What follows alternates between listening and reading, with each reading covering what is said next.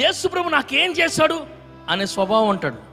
He didn't give an medicine to me, నాకేం మందులు ఇవ్వలేదు, నాకేం మాకులు ఇవ్వలేదు, ఒక ఇంజెక్షన్ కూడా నాకు ఇవ్వలేదు, వెళ్ళమన్నాడు, స్వస్థ వచ్చింది అంతే, నేనెందుకు తిరిగి వెళ్ళాలనుకున్నాడంట. చాలా మంది ఏముందలే లేదు, నువ్వెంతో శ్రమ ఏముందలే అనుకోవద్దు. నువ్వెంతో బాధ అనుభవిస్తుంటే, ఎంతో శ్రమ అనుభవిస్తుంటే ప్రభు నీ శ్రమను తీసివేశాడు, నీ బాధను తీసివేశాడు, నీ రోగం తీసివేశాడు, నీ ఇబ్బందిని తీసివేశాడు, నీ బలహీనతను తీసివేశాడు. నాకేం చేశాడని అనుకోవద్దు. చాలా మంది అదే అనుకుంటారు, ఏం జరిగిందని అని అనుకోవద్దు. దేవుడు చేసిన మేళ్ళు ఏం జరిగింది అనొద్దు. ఈరోజు బ్రతికి ఉండడమే దేవుని కృప. ఆమెన్, హల్లెలూయా. శ్వాస పీల్చుకోవడమే దేవుని కృప. ఎంతో మంది ప్రియదేవుని సహవాసం, ఎన్ని ఘోరాలు జరుగుతున్నాయో తెలుసా, ఎన్ని ఘోరాలు. నువ్వు ఎక్కిన బస్సు తిరిగి గమ్యానికి చేరుతుందంటే దేవుని కృప. It's all by grace of God. నువ్వు వెళ్ళిన వాహనం నిన్ను మళ్ళీ సురక్షితంగా తీసుకొస్తుందంటే ఇట్స్ బై